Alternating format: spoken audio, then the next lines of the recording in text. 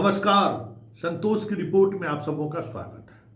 और आज हम संतोष की रिपोर्ट में बात पीएम मोदी के उस क्लासरूम की करने जा रहे हैं जहां 70 मिनट के क्लास में 2025 के विधानसभा चुनाव को लेकर एक लकीर खींच दी। उन्होंने कह दिया कि कैसे चुनाव लड़ना है और जीत का मंत्र क्या होगा। वैसे ऑपरेशन सिंदूर को लेकर जितना उत्साह नरेंद्र मोदी में रहा होगा बिहार आने से पहले, वो उत्साह टूटता हुआ दिखा।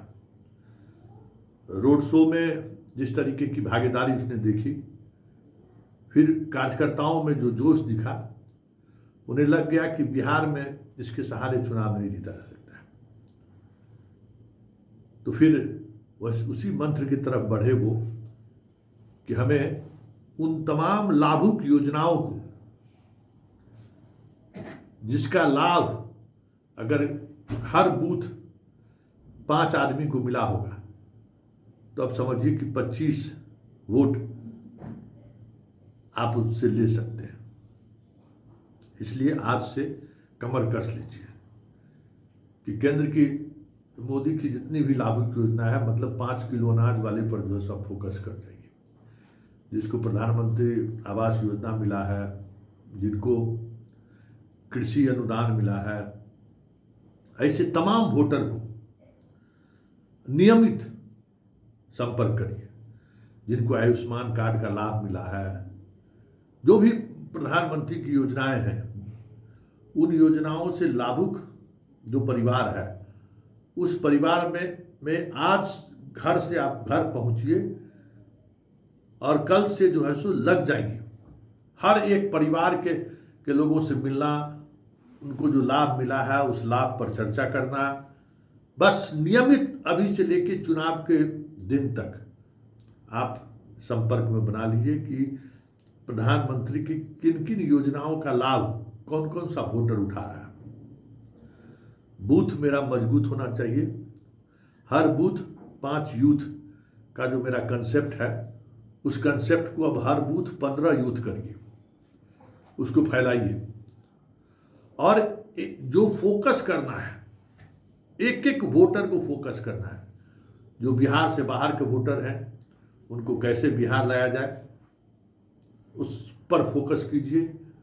ये तय मानिए कि इस बार सरकार बीजेपी की बननी चाहिए और इसके लिए जो कुछ भी करना हो, जैसे भी करना हो, केंद्र से लेके स्टेट तक सभी तरीके के जितने भी संगठन के लोग हैं, बिहार पिछले आने वाले महीने में कभी भी बिहार आ सकते हैं।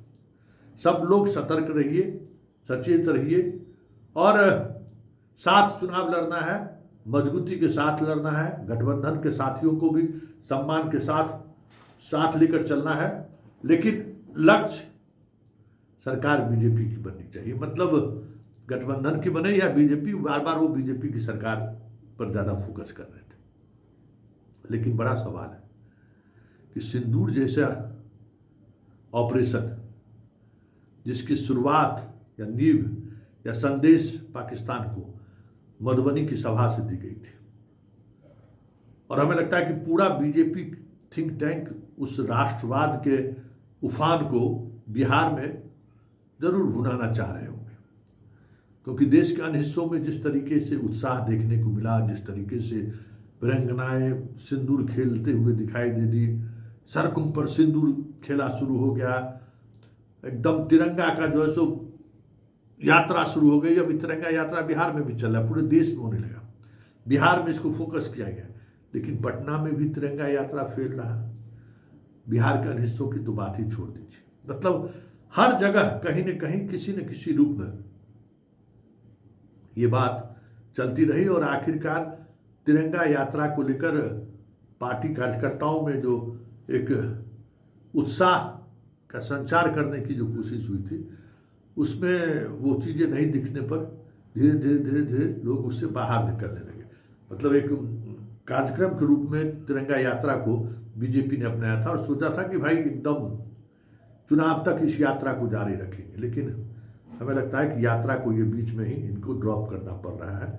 लोगों का उत्साह है, अब सिंदूर दे के घरे घर जाएंगे। तो भाई सिंदूर को लेकर तो एक नया विवाद हो ही गया है। ममता बनर्जी जो बोली है, हंगामा मचा हुआ है ही। कई लोगों की प्रतिक्रिया आ गई है कि भाई बिहार में सिंदूर पति के द्वारा लाया गया ही लोग इस्तेमाल करता है। दूसरे के घर का सिंदूर, हाँ भले आप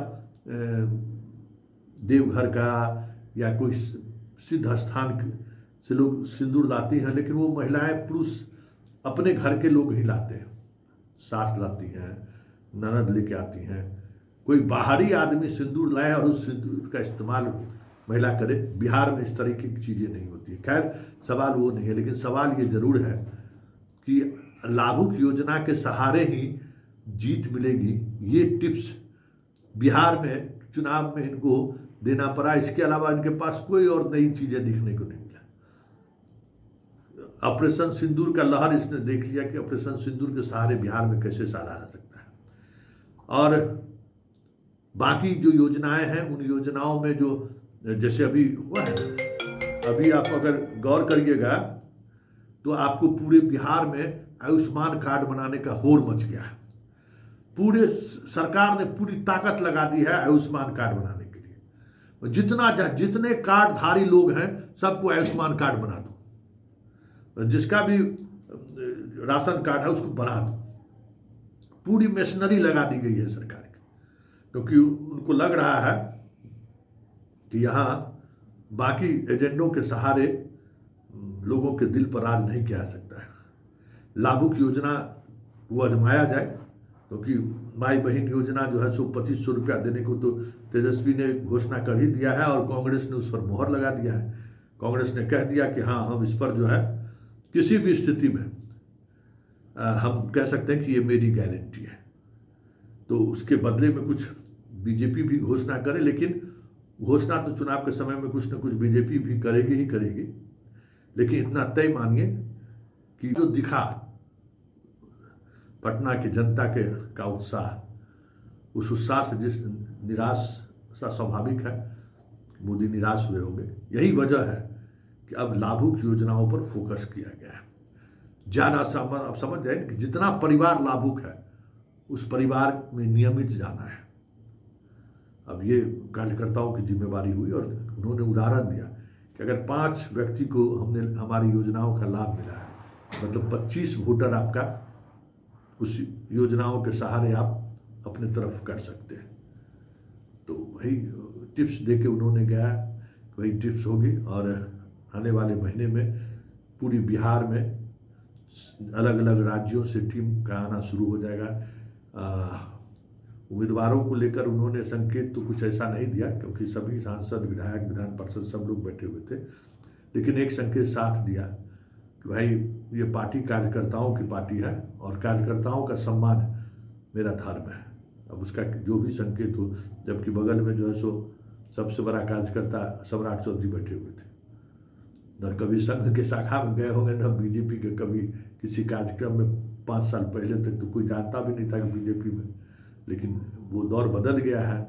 अब तो भाई अब पार्टी में आए हैं, बस हो गया। इस शिखर पर पार्टी पहुंचा देती है जहां जाने के लिए बीजेपी के अंदर कितना कर सकते हैं कि आपको खींचना पड़ेगा, कितना दरी उठाना पड़ता था, एक के बाद सीधे वहां पहुंच गए।